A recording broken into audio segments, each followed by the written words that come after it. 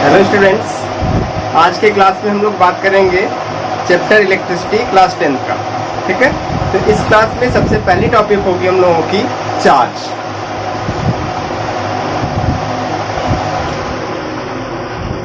सबसे पहली टॉपिक हम लोगों की क्या होगी? चार्ज। सबसे पहले हम लोग ये जानेंगे कि चार्ज क्या होता है, ये कितने टाइप्स के होते हैं, इनकी प्रॉपर्टीज क्या है, ये सारी चीज हम लोग इसमें डील करेंगे। तो चार्ज के लिए अगर कहा जाए तो सिंपली एक कम को लिया जाए या पेन को लिया जाए और अपने बाल में उसको रब कर दिया जाए।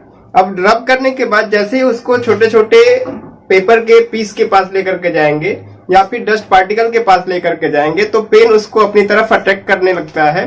तो इससे हमें ये लगता है कि इसके अंदर कोई ना कोई ऐसी प्रॉपर्टी आई है जिसके कारण ये अट्रैक्ट कर रहा है। तो ये अट्रैक्ट करने की जो प्रॉपर्टी आ रही है पेन के अंदर, वो किसके कारण आ रही है? तो इसी चार्ज के कारण आ रही है। तो चार्ज की डिफिनेशन हमने कहा, charge is the physical property, is the physical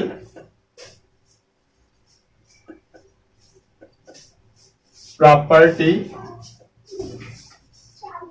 of material due to which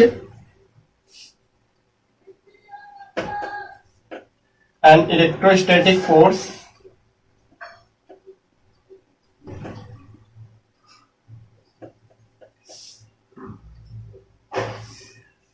is produced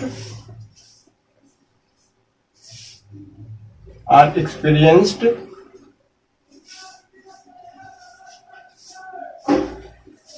is known as charge। क्या कहा हमने कि जो चार्ज है वो किसी भी मटेरियल की या किसी भी मैटर की फिजिकल प्रॉपर्टी है जिसके कारण क्या होता है, या तो इलेक्ट्रोस्टैटिक फोर्स प्रोड्यूस होता है या फिर उसको एक्सपीरियंस किया जाता है। अब रही बात इलेक्ट्रोस्टैटिक फोर्स की, तो इलेक्ट्रोस्टैटिक फोर्स क्या होता है? तो इलेक्ट्रोस्टैटिक फोर्स की बात करते हैं तो अगर दो चार्ज हैं, इन दोनों, जैसे हम लोगों ने लास्ट क्लास में पढ़ा था ग्रेविटेशन, तो ग्रेविटेशन में हमने बात किया था कि दो मैटर हैं, दो ऑब्जेक्ट्स हैं, इन दोनों के बीच एक फोर्स लगता है, फोर्स ऑफ अट्रैक्शन लगता है, जिसको ग्रेविटेशनल फोर्स कहते हैं। सेम उसी तरह से अगर दो चार्ज हो और उन दोनों चार्जेस के बीच कोई भी फोर्स ऑफ अट्रैक्शन या रिपल्सन लग रहा हो तो इस तरह के फोर्स को इलेक्ट्रोस्टैटिक फोर्स कहते हैं। तो वही हमने कहा कि charge is the physical property of matter और material due to which an electrostatic force is produced और experience is known as charge. ठीक है, अब यहां पे बात किया जाए type of charge. Type of charge, तो अगर देखा जाए तो चार्ज दो तरह का होता है, मेनली चार्ज दो तरह का होता है। कौन कौन सा होगा? Charge are two types, they are two types. First क्या होगा? Positive charge,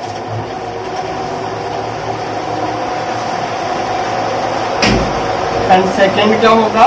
negative charge.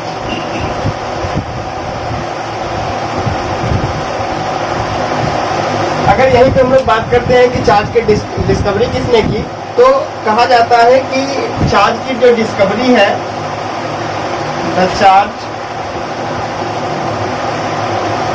Was discovered by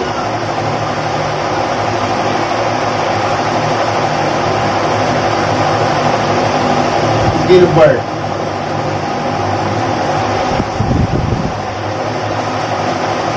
एक साइंटिस्ट थे, ये अमेरिकन साइंटिस्ट थे, इन्होंने सबसे पहले चार्ज को डिस्कवर किया था और नियर अबाउट ये 1600 ईयर में इसको डिस्कवर किया था। ठीक है, लेकिन इन्होंने ये नहीं बताया कि चार्ज के दो टाइप्स होते हैं। इसके कुछ साल बाद अमेरिकन साइंटिस्ट आए बेंजामिन फ्रैंकलिन, उन्होंने बताया कि चार्ज दो टाइप्स के होते हैं और उनकी नेमिंग की पॉजिटिव और नेगेटिव चार्ज। तो इन्होंने 1750 में इनका नेमिंग किया था, इसलिए हम लोगों ने कहा कि पॉजिटिव चार्ज और नेगेटिव चार्ज दो तरह के चार्जेस होते हैं।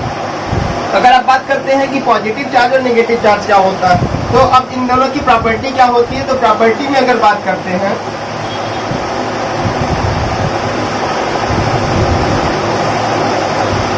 तो अगर चार्ज की प्रॉपर्टी की बात करें तो चार्ज में केवल और केवल दो प्रॉपर्टी है। फर्स्ट प्रॉपर्टी क्या होती है? Unlike charges attract each other, और सेकेंड में क्या होता है, like charges are repel to each other. इसका मतलब हमने ये कह दिया कि अगर एक पॉजिटिव चार्ज लेते हैं और दूसरा नेगेटिव, तो ये एक दूसरे को क्या करेंगे, एक दूसरे की तरफ अट्रैक्ट करेंगे। और अगर ये एक नेगेटिव लिया, दूसरा भी नेगेटिव, या पहला पॉजिटिव लिया और दूसरा पॉजिटिव, तो ये एक दूसरे को क्या करेंगे, इन दोनों के बीच रिपल्सन होगा और इन दोनों के बीच क्या होगा, अट्रैक्शन होगा। तो वही हमने कहा कि अगर अनलाइक चार्जेज होंगे, तो अनलाइक का मतलब क्या है, एक पॉजिटिव और एक नेगेटिव, तो इन दोनों के बीच क्या होगा, अट्रैक्शन होगा। और अगर दो लाइक चार्जेज लेंगे, या तो दोनों नेगेटिव हो या फिर दोनों पॉजिटिव हो, तो इन दोनों के बीच क्या होगा, रिपल्सन होगा। तो ये हमने कहा कि unlike charges attract to each other and like charges are repel to each other.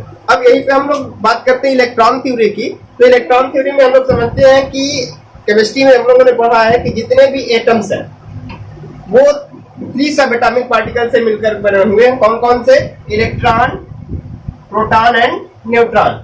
पहला क्या सब एटॉमिक पार्टिकल होगा, इलेक्ट्रॉन, दूसरा प्रोटॉन और तीसरा न्यूट्रॉन। ये भी हम लोगों ने पढ़ा है कि इलेक्ट्रॉन के पास -1.6 × 10⁻⁻19 कूलम का चार्ज होता है। प्रोटॉन के पास सेम उतना ही चार्ज, लेकिन क्या पॉजिटिव चार्ज होता है, और ये क्या होता है, न्यूट्रल होता है। तो हम लोग यहाँ बात कर रहे हैं कि जो चार्ज होते हैं वो पॉजिटिव निगेटिव। तो यहाँ भी हम लोगों ने देखा कि अगर कोई एटम भी होगा तो उसके अंदर भी केवल और केवल 2 तरह के चार्ज हो सकते हैं। कौन कौन सा, positive and negative, positive proton and negative electron. तो वही हम लोगों ने यहाँ कहा कि प्रोटॉन और इलेक्ट्रॉन से मिलकर के कोई भी एलिमेंट बना होगा। अब यहाँ पे हम लोग बात करते हैं कि कोई भी एलिमेंट या कोई भी मैटर के पास एक्चुअल में कोई चार्ज होता है या नहीं होता। तो अगर देखा जाए तो कोई भी एटम या एलिमेंट अगर स्टार्टिंग में देखा जाए तो उसके पास कोई भी चार्ज नहीं होता, वो क्या होता है, न्यूट्रल होता है। न्यूट्रल अब देखा जाए तो अभी हमने एग्जांपल बताया था कि कोई पेन ले लेते हैं और पेन को बाल में रब कर लेते हैं। तो रब करने के बाद ऐसे अगर इस पेन को लेकर के जाए डस्ट पार्टिकल के पास या फिर छोटे छोटे पेपर्स के पास, पेपर के पीस के पास, तो ये इस किसी भी डस्ट पार्टिकल को या पेपर के पीस को अट्रैक्ट नहीं करेगा। तो इसका मतलब ये हुआ कि इसके अंदर कोई भी चार्ज अभी नहीं है, या इसके अंदर अट्रैक्ट करने की प्रॉपर्टी नहीं है। तो अभी हम लोग क्या करेंगे, इसको अपने बाल में लेकर के रब करेंगे, और जैसे ही रब करके इसको डस्ट पार्टिकल के पास लेकर के जाएंगे तो ये क्या करेगा, डस्ट पार्टिकल को अपनी तरफ अट्रैक्ट करने की टेंडेंसी रखने लगेगा। इसका मतलब ये हुआ कि या तो हमारे बाल से, हमारे हेयर से कुछ इलेक्ट्रॉन्स या कुछ चार्ज इसमें ट्रांसफर हुआ होगा, या इससे हमारे हेयर में ट्रांसफर हुआ होगा, तब जाकर के इसके ऊपर चार्ज जनरेट हुआ और ये अट्रैक्ट या रिपल करने की टेंडेंसी अपने अंदर रख रहा है। तो अब बात करते हैं कि किसके ऊपर, किस एटम के पास या किस मैटर के ऊपर पॉजिटिव होगा और किस मैटर के ऊपर नेगेटिव होगा। तो जो मैटर इलेक्ट्रॉन को डोनेट करेगा, मतलब ये हुआ कि हेयर को और पेन को हमने लिया था, तो मान लेते हैं कि पेन हमारा पॉजिटिव चार्ज हो गया, पॉजिटिवली चार्ज हो गया। तो पॉजिटिवली चार्ज ये तब हुआ होगा जब ये अपने अंदर से इलेक्ट्रॉन को किसी एलिमेंट को या किसी मैटर को डोनेट किया होगा, तो उस कंडीशन में हेयर क्या होगा, नेगेटिवली चार्ज होगा। इसका मतलब ये हुआ कि जितना इसने इलेक्ट्रॉन को या चार्ज को डोनेट किया उतना ही चार्ज को हेयर जो है एक्सेप्ट किया होगा। तो हम लोग क्या कहेंगे कि इस कंडीशन में, या फिर दूसरा एग्जांपल समझते हैं कि ग्लास रॉड लेते हैं और सिल्क लेते हैं। क्या हमने कहा कि ग्लास रॉड लेते हैं और सिल्क लेते हैं, इन दोनों को आपस में रब करा दिया जाए। या फिर कहते हैं इबोनाइट रॉड लेते हैं और कोई वुलन यार्न लेते हैं। क्या काम ने, ग्लास रॉड या ग्लास रॉड ले लेते हैं और सिल्क ले लेते हैं। तो जब ग्लास रॉड को सिल्क के साथ रब कराया जाता है तो क्या देखते हैं कि इसके ऊपर पॉजिटिव चार्ज आ जाता है और इसके ऊपर नेगेटिव चार्ज आ जाता है। उसी तरह से इबोनाइट रॉड को और वुलन यार्न को जब एक दूसरे के साथ रब कराते हैं तो इबोनाइट रॉड पर पॉजिटिव चार्ज एंड इस पर नेगेटिव चार्ज जनरेट हो जाता है। तो इसलिए हम लोगों ने क्या कहा यहाँ पर कि पॉजिटिव, अगर चार्ज के टाइप्स को देखा जाए तो 2 टाइप से यहाँ भी हमें क्लियर हो रहा है कि ग्लास रॉड और सिल्क। तो इस कंडीशन में क्या हुआ होगा, ग्लास रॉड ने इसको इलेक्ट्रॉन या चार्ज डोनेट किया होगा, तब जिसके कारण इसके ऊपर पॉजिटिव चार्ज आया और इसने एक्सेप्ट किया होगा तब जाकर के इसके ऊपर नेगेटिव चार्ज आया। क्लियर है? इसके बाद आता है हम लोगों का कूलम्ब, यूनिट ऑफ चार्ज। तो यूनिट क्या होता है चार्ज का? तो यूनिट ऑफ चार्ज की बात करते हैं।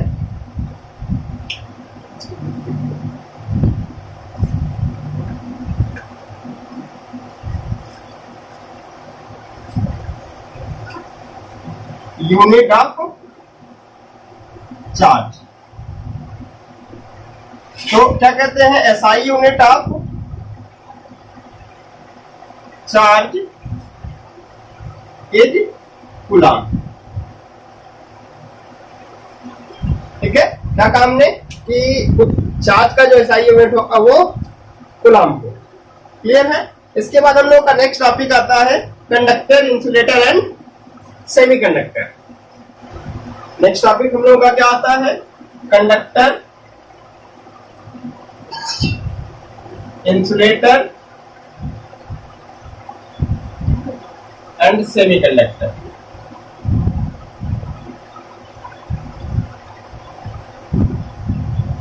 ठीक है, तो सबसे पहले हम लोग बात करेंगे कंडक्टर की। तो कंडक्टर क्या होता है?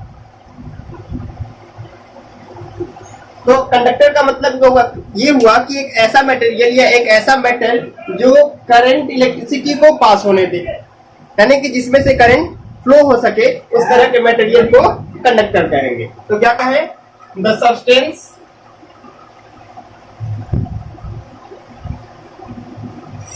इन विच electric current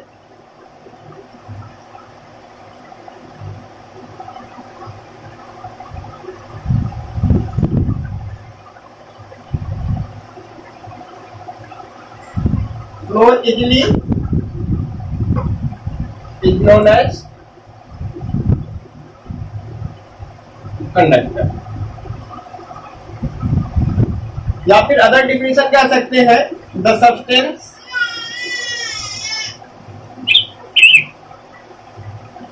which allow to pass the current electricity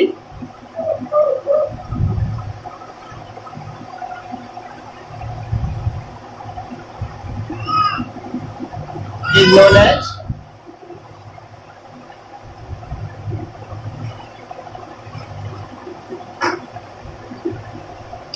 conductor. तो हमने क्या कहा कि एक ऐसा मटेरियल जिसमें करंट पास हो सके, जिसमें करंट इजीली फ्लो हो सके, उस तरह के मटेरियल को क्या कहेंगे?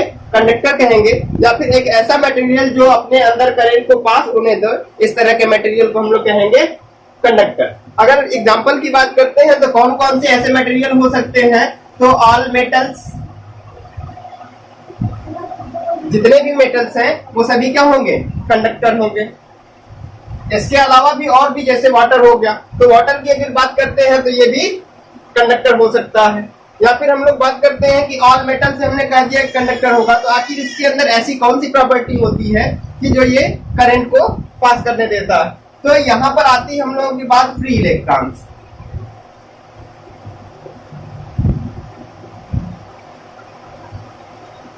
अब फ्री इलेक्ट्रॉन्स क्या होते हैं? अगर किसी मटेरियल में फ्री इलेक्ट्रॉन्स नहीं होंगे तो वो कंडक्टर नहीं होता। और अगर बात करते हैं कि कंडक्टर कितने तरह के होते हैं, तो कंडक्टर भी दो तरह के होंगे। कौन कौन से तरह के होंगे? फर्स्ट होगा गुड कंडक्टर और सेकंड होगा बैड कंडक्टर। तो यहाँ पर सबसे पहले हम लोग बात करेंगे कि फ्री इलेक्ट्रॉन्स क्या होता है, और देन फ्री इलेक्ट्रॉन्स को डील करने के बाद पढ़ेंगे बैड कंडक्टर और गुड कंडक्टर। तो फ्री इलेक्ट्रॉन्स का मतलब हम लोगों ने पढ़ा है कि जैसे कोई एलिमेंट हो गया, एल्युमिनियम ले लेते हैं, एल्युमिनियम का एटॉमिक नंबर 30। जब इसका इलेक्ट्रॉनिक कॉन्फ़िगरेशन करेंगे तो क्या होगा? इलेक्ट्रॉनिक कॉन्फ़िगरेशन अगर किया जाए सेल में तो KLMN, तो इसका 283। तो क्या देख रहे हैं कि इस सेल को हम लोग कहते हैं वैलेंस सेल, और जितने भी यहाँ इलेक्ट्रॉन्स होते हैं उस इलेक्ट्रॉन्स को वैलेंस इलेक्ट्रॉन कहते हैं। और वैलेंसी भी अगर यहाँ पे नंबर ऑफ इलेक्ट्रॉन 4 से कम है तो वैलेंसी भी उतनी ही हो जाती है। तो यहाँ हम लोग बात कर रहे हैं कि जितने भी इलेक्ट्रॉन्स यहाँ पर है यही रिएक्शन में पार्टिसिपेट करते हैं, लेकिन अभी इन इलेक्ट्रॉन्स को फ्री इलेक्ट्रॉन्स नहीं करते। कुछ ऐसे भी इलेक्ट्रॉन्स होते हैं जो अपने एटम में जिगजैग मोशन और रैंडमली घूमते रहते हैं, फ्री रहते हैं, अपने सेल में पार्टिसिपेट नहीं करते, अपने बॉन्ड फॉर्मेशन में पार्टिसिपेट नहीं करते, उस तरह के इलेक्ट्रॉन को क्या कहते हैं? फ्री इलेक्ट्रॉन्स कहते हैं। क्या कहा हमने? कुछ ऐसे इलेक्ट्रॉन्स जो पूरे सब्सटेंस में फ्रीली मूव करते रहते हैं, बॉन्ड फॉर्मेशन में पार्टिसिपेट नहीं करते, सेल में किसी एक सेल में फिक्स नहीं होते, तो उस तरह के इलेक्ट्रॉन्स को ही फ्री इलेक्ट्रॉन्स कहते हैं। अगर किसी मटेरियल में फ्री इलेक्ट्रॉन नहीं होगा तो उस मटेरियल को कंडक्टर नहीं कहेंगे। अर्थात मतलब ये हुआ कि उस मटेरियल में या उस मैटर में करंट इलेक्ट्रिसिटी फ्लो नहीं हो सकती। तो हम लोगों ने क्या कहा कि यहाँ पर कंडक्टर भी दो तरह के होंगे। तो कंडक्टर में हम लोगों ने कह दिया दो तरह के होंगे, तो कौन कौन सा होगा? Types of conductor.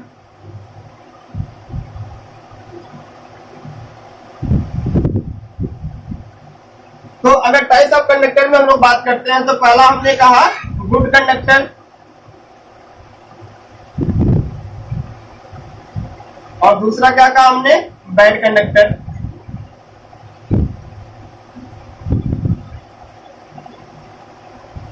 अब बात करते हैं कि गुड कंडक्टर क्या होगा और बैड कंडक्टर क्या होगा। तो गुड कंडक्टर की बात किया जाए तो हमने कहा अभी कि जिस मटेरियल में फ्री इलेक्ट्रॉन्स होंगे उसी को क्या कहेंगे? कंडक्टर कहेंगे। तो ऐसा भी तो होगा, कुछ मटेरियल्स ऐसे होंगे जिसमें नंबर ऑफ फ्री इलेक्ट्रॉन्स बहुत ज्यादा होंगे, कुछ मटेरियल ऐसे होंगे जिनमें नंबर ऑफ फ्री इलेक्ट्रॉन बहुत कम होंगे। तो जिन मटेरियल में नंबर ऑफ फ्री इलेक्ट्रॉन सबसे ज्यादा होंगे उस तरह के मटेरियल को गुड कंडक्टर कहेंगे, और जिस मटेरियल में बहुत कम होंगे फ्री इलेक्ट्रॉन्स उस तरह के मटेरियल को बैड कंडक्टर कहेंगे। क्लियर है? अब नेक्स्ट हेडिंग आता है हम लोगों का इंसुलेटर।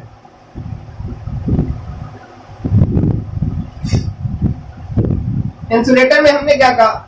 अभी तक हम लोगों ने कंडक्टर में बात किया कि एक ऐसा मटेरियल जिसमें करंट इलेक्ट्रिसिटी पास हो सके उस तरह के मटेरियल को कहेंगे कंडक्टर। जस्ट इसका अपोजिट एक ऐसा मटेरियल या ऐसे मटेरियल्स जिसमें करंट इलेक्ट्रिसिटी पास ना हो सके उसको क्या कहेंगे? The materials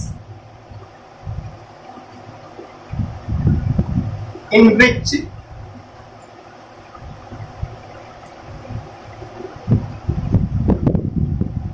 the current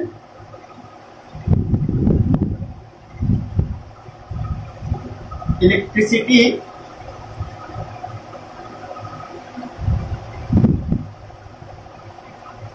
do not flow is known as insulator. या फिर इसका अदर डिफिनेशन क्या लिख सकते हैं? हमने अभी क्या कहा कि एक ऐसा मटेरियल जिसमें करंट इलेक्ट्रिसिटी फ्लो ना हो सके उस तरह के मटेरियल को कहेंगे इंसुलेटर। या फिर ऐसा कह सकते हैं कि एक ऐसा मटेरियल जो अपने अंदर से करंट इलेक्ट्रिसिटी को पास होने के लिए अलाउ न करे उस तरह के मटेरियल को क्या कहेंगे? इंसुलेटर। तो दूसरी डिफिनेशन क्या लिख सकते हैं? The material which do not allow to pass the current electricity is known as insulator. ठीक है, नेक्स्ट हेडिंग आता है हम लोगों का सेमीकंडक्टर। सेमीकंडक्टर अब किसको कहेंगे? तो अगर सेमीकंडक्टर की बात करते हैं तो एक ऐसा मटेरियल जिसमें कंडक्टर की भी प्रॉपर्टी हो और इंसुलेटर की भी प्रॉपर्टी हो, तो इस तरह के मटेरियल को क्या कहेंगे? सेमीकंडक्टर कहेंगे। इसका मतलब ये हुआ कि एक ऐसा मटेरियल जिसमें करंट तो पास हो लेकिन पार्शियली पास हो, तो इस तरह के मटेरियल को ही क्या कहेंगे? सेमीकंडक्टर। अब बात करते हैं कि अभी एग्जांपल अगर बात करते हैं इंसुलेटर की, तो इंसुलेटर में क्या क्या हो सकता है? वुड हो सकता है, स्टोन हो सकता है, ग्लास हो सकता है, ये सारी चीजें हो सकती है। और क्या हो सकता है? सेमीकंडक्टर की बात करें, सेमीकंडक्टर, तो सेमीकंडक्टर में अभी हमने क्या कहा कि एक ऐसा मटेरियल जिसके अंदर कंडक्टर और इंसुलेटर दोनों की प्रॉपर्टी हो, तो उस तरह के मटेरियल को क्या कहेंगे? सेमीकंडक्टर कहेंगे। तो क्या कहें? The materials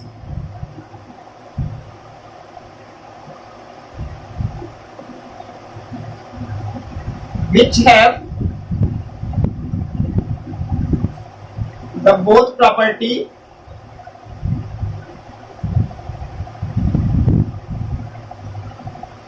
of conductor and insulator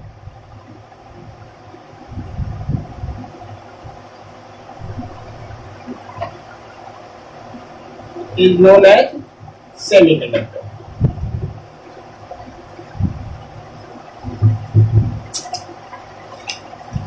clear है? या फिर अगर दूसरा डिफिनेशन चाहे हम लोग लिखना तो क्या कहेंगे, the material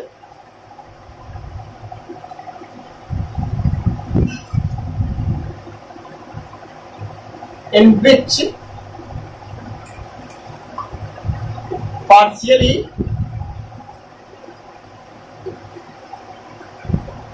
current electricity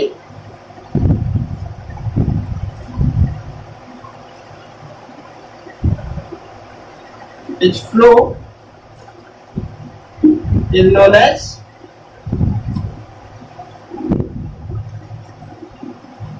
semiconductor।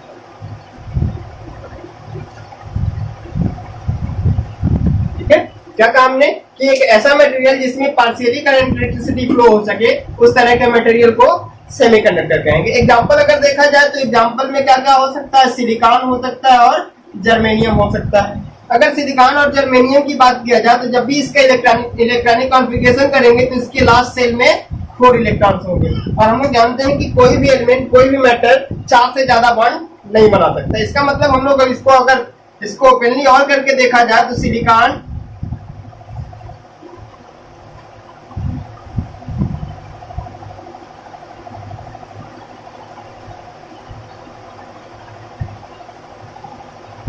ठीक है, अब देखा जाए इसके लास्ट सेल में भी कितने इलेक्ट्रॉन, 4 इलेक्ट्रॉन, इसके लास्ट में भी 4 इलेक्ट्रॉन्स,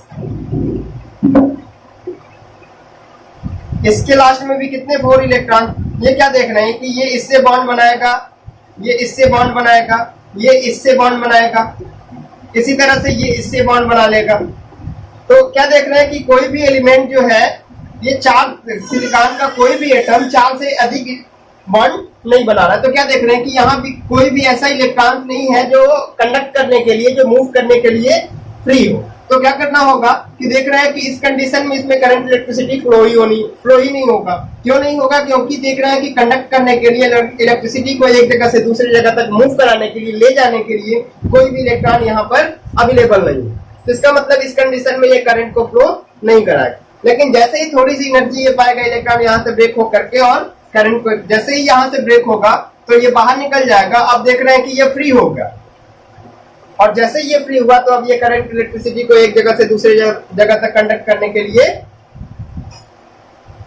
अवेलेबल। तो इसका मतलब हमने कह दिया कि सेमीकंडक्टर अभी तक जितने भी मिले हैं उसमें कौन कौन सा है, सिलिकॉन और जर्मेनियम। यानी कि ये दोनों ऐसे मटेरियल्स हैं, ये दोनों ऐसे सब्सटेंस हैं जिसमें करंट इलेक्ट्रिसिटी नॉर्मल कंडीशन में तो फ्लो नहीं होती, बट जैसे ही इसको थोड़ा सा टेम्परेचर दिया जाता है, जैसे इसको थर्मली एक्साइटेड किया जाता है, इसमें करंट इलेक्ट्रिसिटी फ्लो होना स्टार्ट हो जाता है। इसलिए हम लोगों ने कहा इसको सेमीकंडक्टर। इसका मतलब ये हुआ कि जब ये नॉर्मल कंडीशन में है तो ये इंसुलेटर की तरह बिहेव कर रहा है। मतलब ये हुआ कि इंसुलेटर की तरह इसलिए बिहेव कर रहा है कि करंट इलेक्ट्रिसिटी इसमें फ्लो नहीं हो रही। लेकिन जैसे ही इसमें हम लोग थोड़ा सा इसको थर्मली एक्साइटेड कर रहे हैं, थोड़ा सा टेम्परेचर दे रहे हैं, तो उस कंडीशन में इससे बॉन्ड ब्रेक हो रहे हैं, और बॉन्ड ब्रेक होकर के इलेक्ट्रॉन फ्री हो रहे हैं, और फ्री होकर के ये कंडक्ट करना स्टार्ट कर दे रहा है। इसलिए हम लोगों ने कहा ये सेमीकंडक्टर होगा।